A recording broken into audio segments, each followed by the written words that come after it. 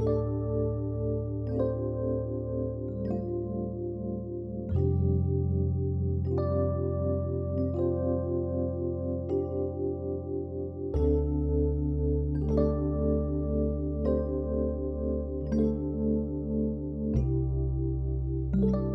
मी मुकुल आव्हाड आणि कॅमेरावर आहे जयेश पाटील. महा MTV मध्ये आपलं स्वागत. मागच्या 5 दशकांहून अधिक काळ भारतीय संगीत सृष्टीमध्ये आपल्या कार्यकर्तृत्वाचा वेगळा ठसा उमटवणाऱ्या सुमन कल्याणपूर यांचं 31 मे 2026च्या संध्याकाळी निधन झालं. 11 भाषांहून अधिक भाषांमध्ये 3000 पेक्षा जास्त गाणी ज्यांनी गायली अशा सुमन कल्याणपूर यांना 2023 साली पद्मभूषण सन्मानाने पुरस्कृत करण्यात आलं होतं. त्यांच्या निधनामुळे एकूणच भारतीय कलाक्षेत्रावरती शोककळा पसरली आहे.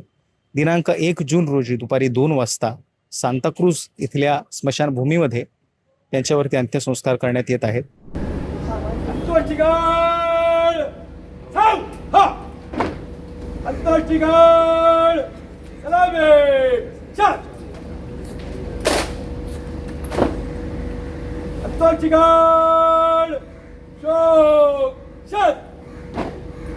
Tortigal! Lave! Cha! Tortigal! Ado! Cha! Tortigal! एक छलांग भर!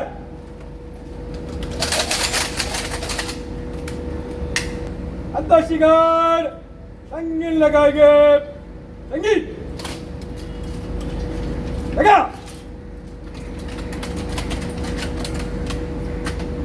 अंतर्शिगाड साव हा अंतर्शिगाड अंतिम की सलाम देंगे चलावे चल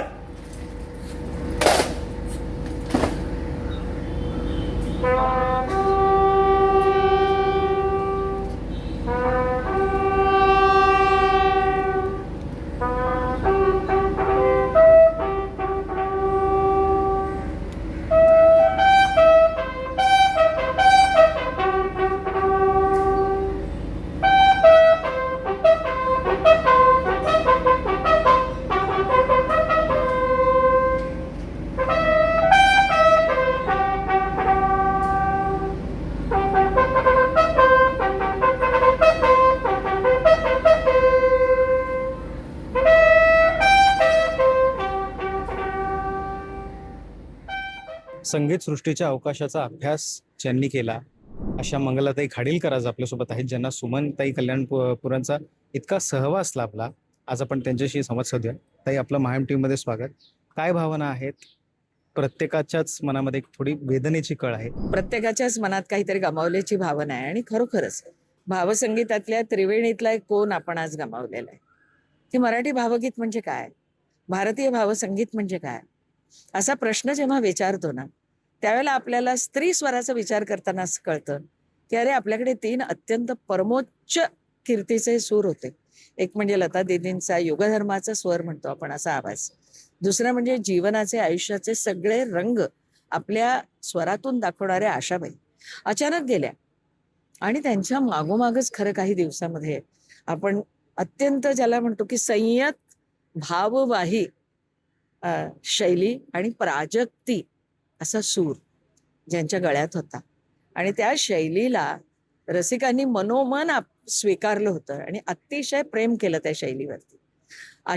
असं म्हणू की अशी एक निष्पाप हळवी अशी जी शैली असते त्या शैलीच्या या उद्गात्या होत्या की भावगीत गावं कसं. त्याचे कवीने शब्द इतके साधे लिहिलेत, संगीतकारांनी इतकी सुबोध चाल दिली आहे, मग मी कशाला त्याच्यामध्ये मुरके आणि हरकती घेऊ. मी पण त्यांना हवं तसंच देते, भावना पोहोचणं महत्वाचं. हा विचार करून त्या गायल्यात. त्या कधी 52, 53, 54 सालापासून गायल्यात. त्यामुळे संख्येनं त्यांची गाणी कमी असतील, पण त्यांनी आपल्याला खरं तर त्या चित्रकार आहेत म्हणून असेल, पण आपल्याच संगीतकाराचे आणि गीतकाराचे शब्द आणि रंग वापरून, सूर वापरून त्यांनी ही गीतचित्र निर्माण केली असं मी म्हणते. ताई, गायिका म्हणून त्यांचं एक रूप आपल्या सगळ्यांच्या समोर आहे, पण आपला त्यांच्याशी थोडा दीर्घ परिचय होता. तर आपण असं एकदा म्हणालो होतो की त्या एक उत्तम शेफ सुद्धा आहेत, तर मग त्याविषयी थोडं ऐकायला हवं. अतिशय म्हणजे खरं तर अगदी लहानपणापासून आपल्या आईकडून त्यांनी इतक्या कला आत्मसात केल्या होत्या. त्यांचा जन्म हा स्वातंत्र्यपूर्व काळातला आहे. त्यामुळे जेव्हा दंगे होते, लोकांना मुलांना बाहेर पडता यायचं नाही, रेशनिंगचे दिवस होते, कष्टाचे दिवस होते. अशा वेळेला घरात रमायचं कसं हे त्यांच्या आईनी त्यांना शिकवलं. आणि मग तऱ्हेच्या कला शिकवल्या. म्हणजे विणकामाचे सगळे प्रकार, निटिंग टॅटिंग अमके तमके ते पण त्याच्याबरोबर. आणि स्वस्थ बसायचं नाही, काहीतरी करायचं. आणि मग जसं गाणं शिकता येईल तसं गाणं त्या शिकत गेल्या. अब्दुल रहमान खान, नवरंग नागपूरकर, तावडे बुवा या सगळ्यांकडे त्या शिकल्या. आणि ते इतकं थोडं यशवंत देवांकडे शिकल्या.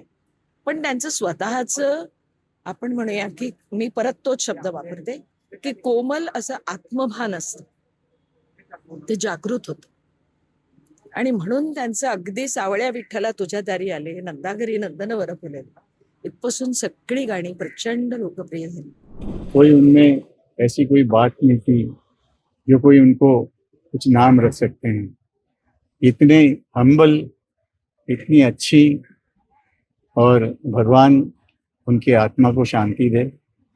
हम लोग बहुत मिस करेंगे उनको, मगर उन्होंने इतना बड़ा अपने गानों का भंडार छोड़ा हुआ है जिसको सुनते सुनते हमारी अगली आने वाली कितनी सारी जनरेशन्स उनसे सीखेंगी.